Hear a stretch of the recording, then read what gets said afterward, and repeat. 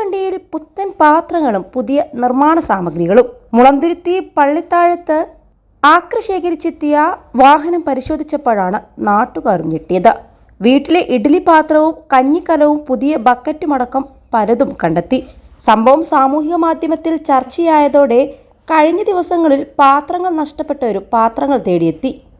ആക്രി ശേഖരിക്കാരെന്ന പേരിലെത്തിയ സ്ത്രീകൾ കടകളിൽ നിന്നും സാധനങ്ങൾ മോഷ്ടിച്ചതായി സംശയം തോന്നിയ വ്യാപാരി വാഹനം കണ്ടെത്തി നടത്തിയ പരിശോധനയിലാണ് പാത്രങ്ങളും നിർമ്മാണ സാമഗ്രികളും അടക്കം പുതിയ ഐറ്റംസ് കണ്ടെത്തിയത്.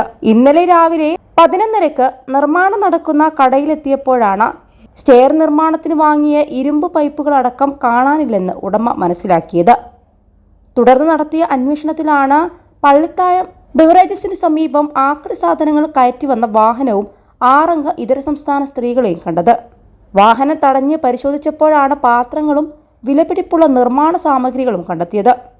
21 ലക്ഷത്തോളം സന്തുഷ്ടരായ ഉപഭോക്താക്കളും 2 ലക്ഷത്തോളം തിമിര ശസ്ത്രക്രിയകളും പൂർത്തിയാക്കിയ മലബാറിലെ ഏക കണ്ണാശുപത്രി Al Salama high hospital, hospital road, Perinthalmanna. ഉടൻ ഡ്രൈവർ സാധനങ്ങൾ ഇറക്കി വാഹനവുമായി കടന്നു. ആളുകൾ കൂടിയതോടെ സ്ത്രീകളും മുങ്ങി. തുടർന്ന് നടന്ന അന്വേഷണത്തിൽ ഒട്ടേറെ സ്ഥലങ്ങളിൽ നിന്ന് സാധനങ്ങൾ മോഷണം പോയതായി കണ്ടെത്തിയിട്ടുണ്ട്. കാർ വർക്ക്ഷോപ്പിൽ നിന്ന് സ്ത്രീകൾ സാധനങ്ങൾ കടത്തുന്ന CCTV ദൃശ്യങ്ങളും ലഭിച്ചു. മേഖലയിൽ കൃഷിയിടങ്ങളിലെ മോട്ടോറുകൾ മോഷണം പോകുന്നത് പതിവാണെന്നും നാട്ടുകാർ പറയുന്നുണ്ട്.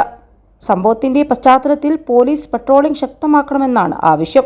സമാനമായി കൂലിപ്പണിയുടെ മറവിൽ കേരളത്തിൽ മോഷണം നടത്തി കോടികൾ സമ്പാദിച്ചു കൂട്ടിയ അന്യസംസ്ഥാന തൊഴിലാളികൾ പോലീസ് പിടിയിലായിരുന്നു.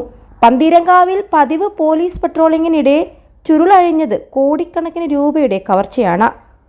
ദേശീയപാതയുടെ നിർമ്മാണ സാമഗ്രികൾ മോഷ്ടിച്ച് വിറ്റ് കേരളത്തിൽ കൂലിപ്പണിക്കെത്തിയ അസം സ്വദേശിയായ യുവാവ് സമ്പാദിച്ചത് കോടികളാണെന്ന് കണ്ടെത്തിയിരുന്നു. യുവാവ് ഉൾപ്പെടെ 5 പേരെയാണ് അന്ന് പോലീസ് കസ്റ്റഡി എടുത്തത്. റോഡരികിൽ ഒരു സൈക്കിൾ റിക്ഷ ശ്രദ്ധയിൽപ്പെട്ട പോലീസ് സംഘം നടത്തിയ പരിശോധനയിലാണ് ദേശീയപാത നിർമ്മാണ സാമഗ്രികൾ കണ്ടെത്തുകയായിരുന്നത്. തുടർന്നുള്ള അന്വേഷണമാണ് കോടിക്കണക്കിന് രൂപയുടെ കവർച്ച വെളിച്ചത്ത് കൊണ്ടുവന്നത്. മുഖ്യപ്രതിയായ മുനവ്വർ അലിയും കൂട്ടാളിയും ഇവ കവർച്ച ചെയ്തു കൊണ്ടുപോവുകയാണെന്ന് മനസ്സിലാക്കിയ പോലീസ് ഇവരുടെ താമസ സ്ഥലത്തെത്തി ഒരു സ്ത്രീ ഉൾപ്പെടെ 3 പേരെയാണ് കസ്റ്റഡിയിലെടുത്തത്.